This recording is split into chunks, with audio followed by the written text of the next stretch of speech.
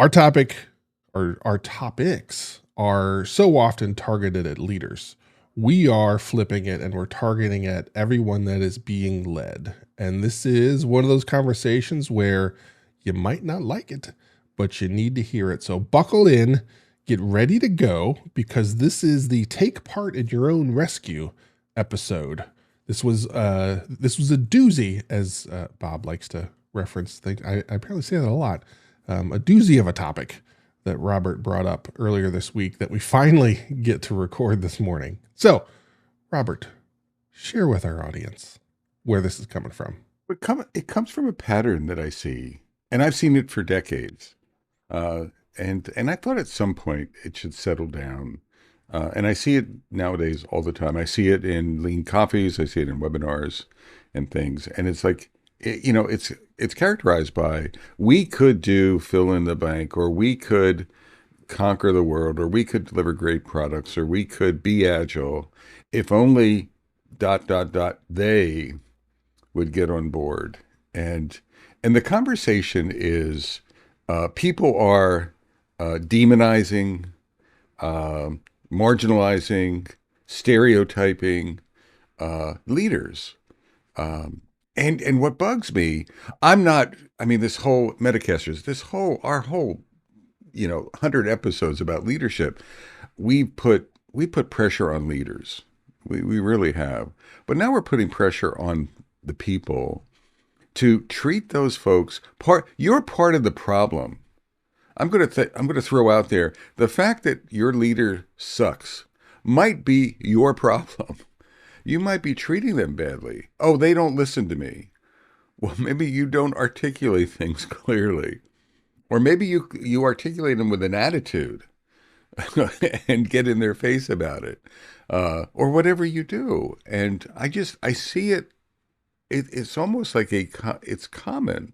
It's common practice for everyone to throw their leaders under the bus. And I'm tired of it. And again, my context is, for 100 plus episodes, we've kicked the crap out of leaders, basically.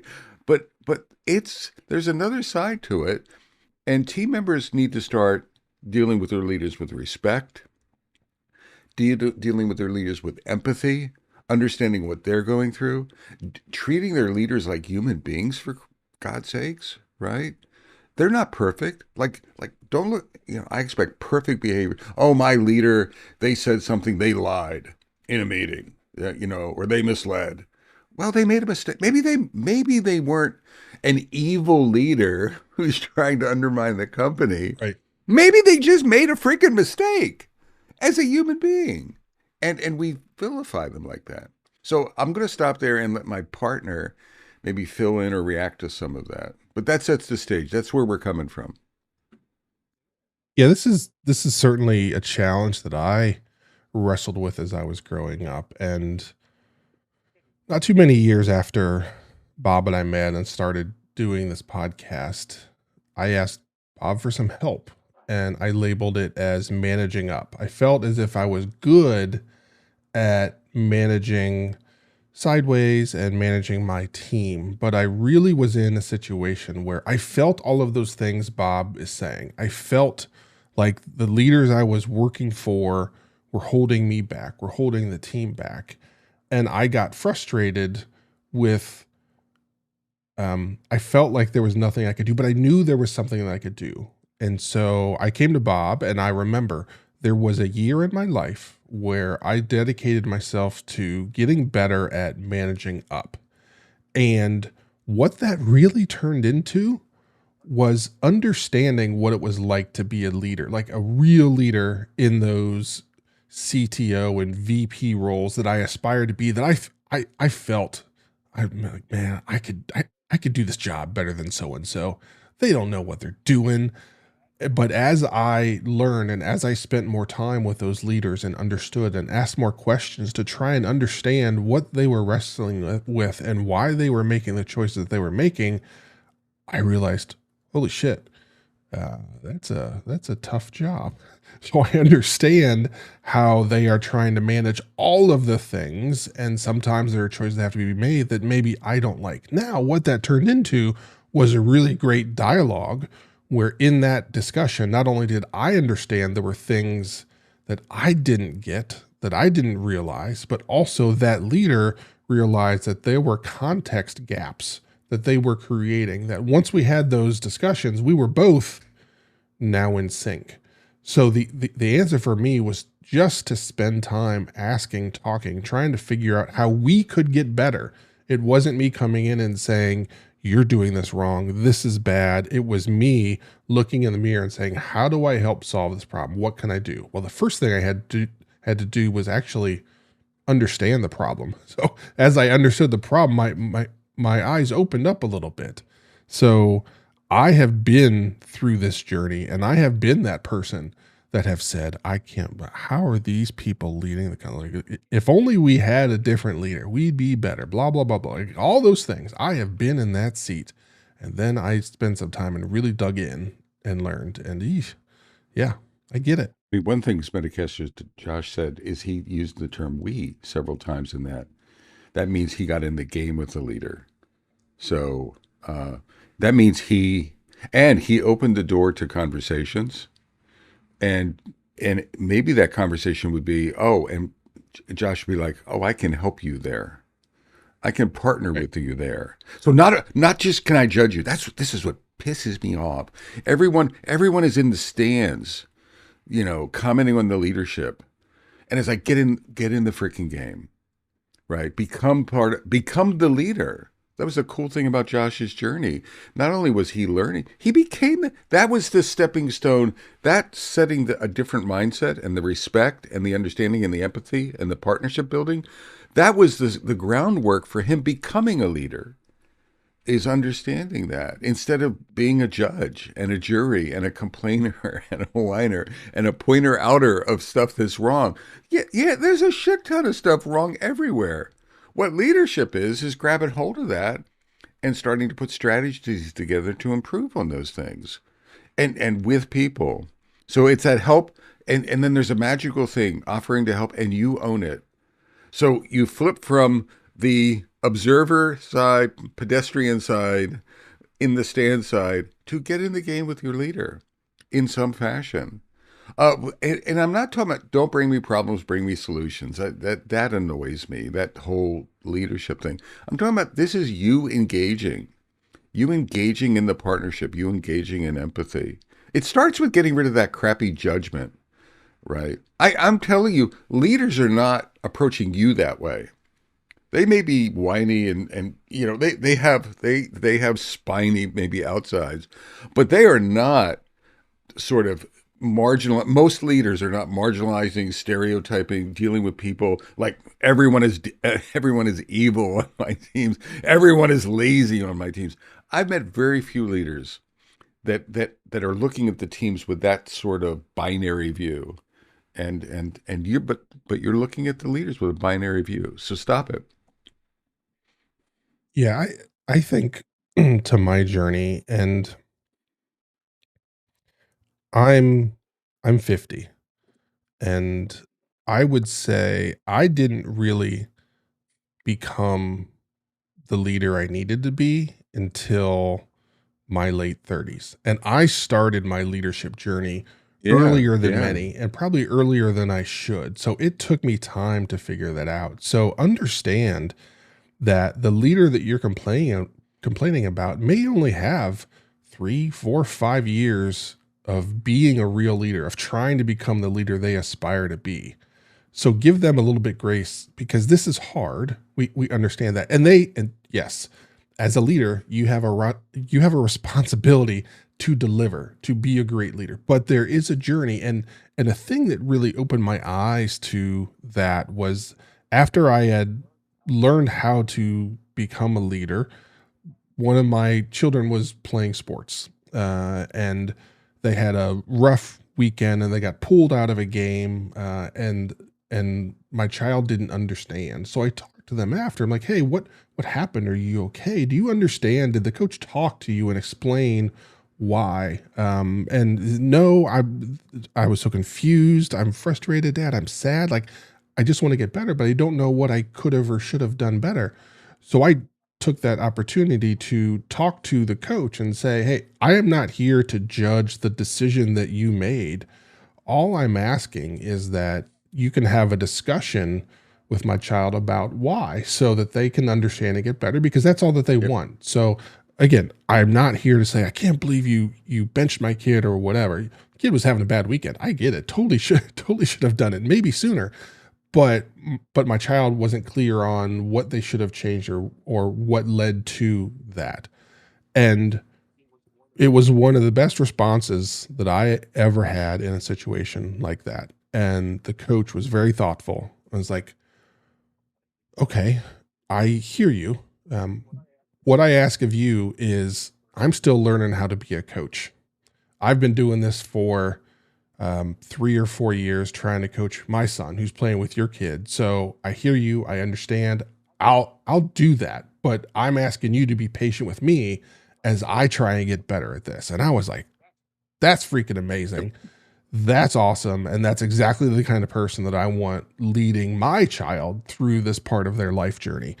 And that was a thing that I started to realize where everybody was in their journey of being a leader because so many of us expect that leader to be Yep. perfect and expect that they've been doing this for 20, 30 years, which means they're very well practiced. They've seen everything. Yet that is so untrue. And many of the leaders that you have probably doing it for 3, 4, 5 years, and they probably aren't listening to a podcast like this. They probably haven't had great leaders mentoring them or teaching them this is what great looks like. So they're doing their best. They're scratching and crawling, trying to be as good as they can. Unfortunately, there's not enough of a support system around them to enable them to be great. And if you're there complaining and being frustrating and being challenging, you're not helping the situation. So those are a couple of discoveries along the way that really reframed how I was looking at the leadership world. I mean, one thing that I was thinking about as you were talking, Josh, is assume positive intent came into my mind. And everyone, I want you to assume positive intent on the part of your leaders, and hopefully they're doing that with you. The second point I want to make is they are leaders second. I want everyone to write this down. They are human beings first, right? They're not special. They are flesh and blood. If you cut them, they will bleed, right? If they have bad days, they have people in their families who pass away. They might be doing caregiving. They might be having babies. They have celebrations. They are human beings with a life too. They may not always act that way, but they are. They are just like you are.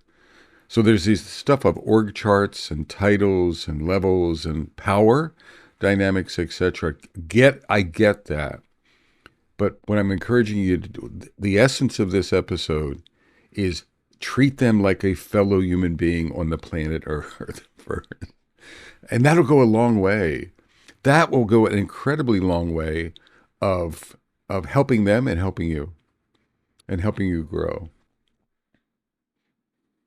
Yeah, that as a part of my journey and learning how to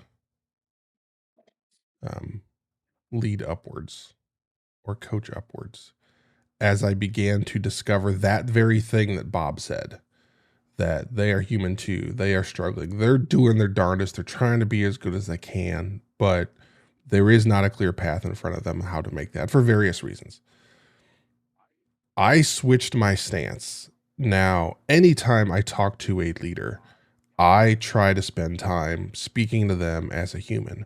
I try not to make everything to be about, hey, Mr. or Mrs. Leader, here's all the problems. It's your job to fix Right. this. Make it so and walk away. I make sure I ask them how they're doing, and they'll give you the cursory answer of, I'm doing great, I'm doing fine, I'm doing outstanding, whatever it is. But I dig it like, no, how are you doing? Yeah. Is there anything I can do to help? What's going on? How can I help? What can we do? Is there something the team needs to be doing different? Really understanding the challenges that are going on because as a leader, your day is chock full of problems and things that you must solve, and that list is never ending, and there is a team of people bringing those and putting those at your doorstep and saying thank you for solving this and walking away. So that is a real challenge, but I didn't understand that until I took the time to truly understand what those roles are like. And I know it's frustrating, and I know you're sitting there thinking like, but my leader, and this and that. No, they're humans too, just like Bob said. Another thing that changed the thought process for me was there was a clip of Obama talking about all of those people in those big meeting rooms. And you get in there and you sit down and you think, oh, they've got this title. Oh, they're this. Oh, they've been doing this for this long. And then you're surprised that they're just like you and me. Yep.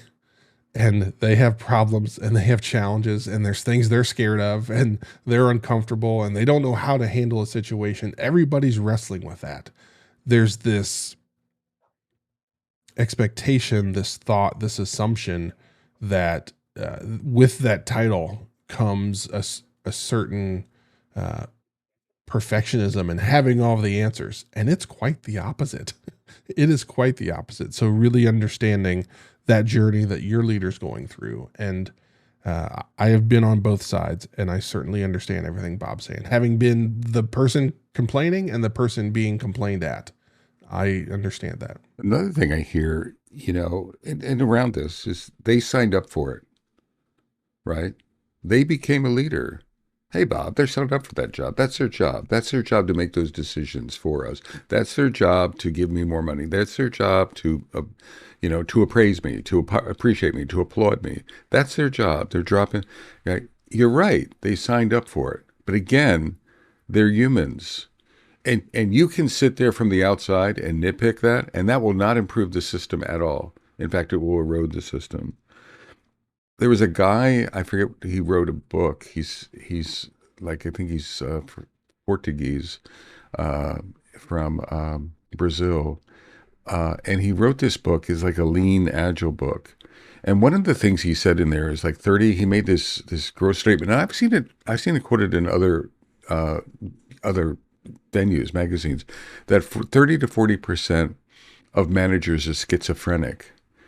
So they're like attributing like a mental illness to like 40%. And Josh is in this Metacasters. Josh is in this 40% or whatever. And my point of bringing it up is how helpful is that? That's it. That's an example of stereotype. Oh, that explains it. They're mentally ill. They're mentally deranged, etc. So, and I challenge all of you to think about conversations you've had with yourself, in your teams, with other people, and we've used phrases like that. Even if it's true, it's not freaking helpful. Is it? I mean, think about it. It's not a helpful. So it's not going to get shit out the door. It's not going to drive value. It's not going to drive collaboration. It's not going to drive effective strategy. All it is blaming. It's the same thing we have in politics now. The Republicans blame the Democrats. The Democrats, are we getting shit done? No, we're not. We're in this blame game kind of thing. It freezes. And it freezes you. You're expecting this perfectionist thing. So I'm ranting a little bit to get your attention, to look inside yourself, to self-reflect and say, you know what? I've been doing some of this stuff. And then I want you to self-reflect. How do you stop that? Yeah, a phrase that I removed from my vocabulary as a part of my learning how to manage up journey was that's above my pay Yep. grade. That's a phrase that I choose to no longer use. And why do I choose to no longer use that?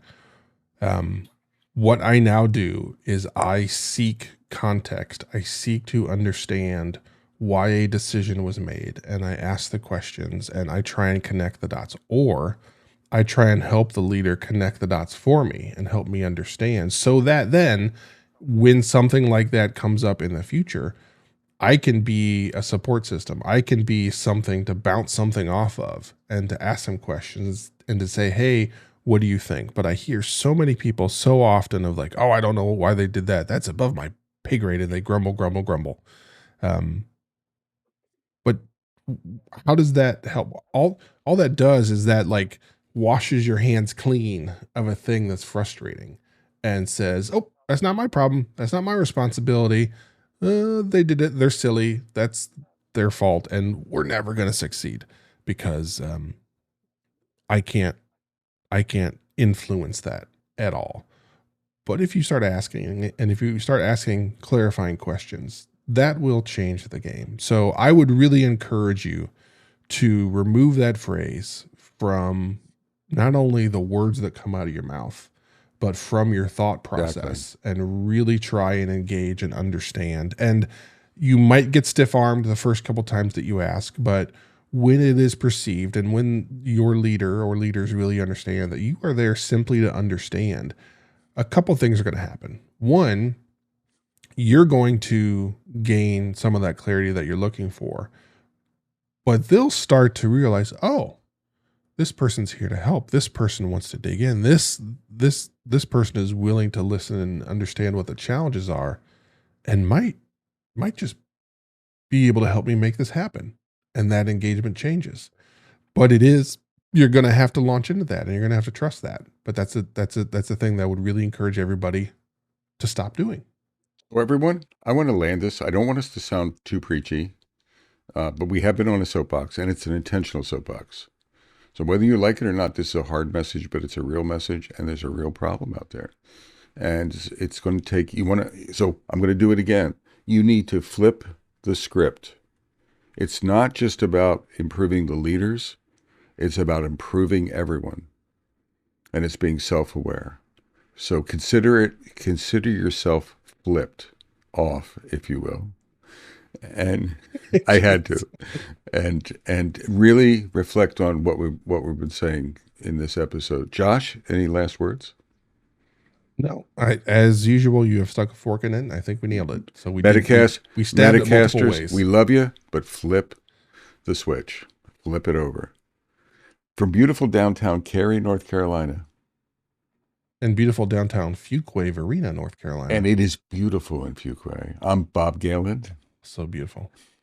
I'm Josh Jake, Anderson. Shake and take bake. care, y'all. It's gorgeous.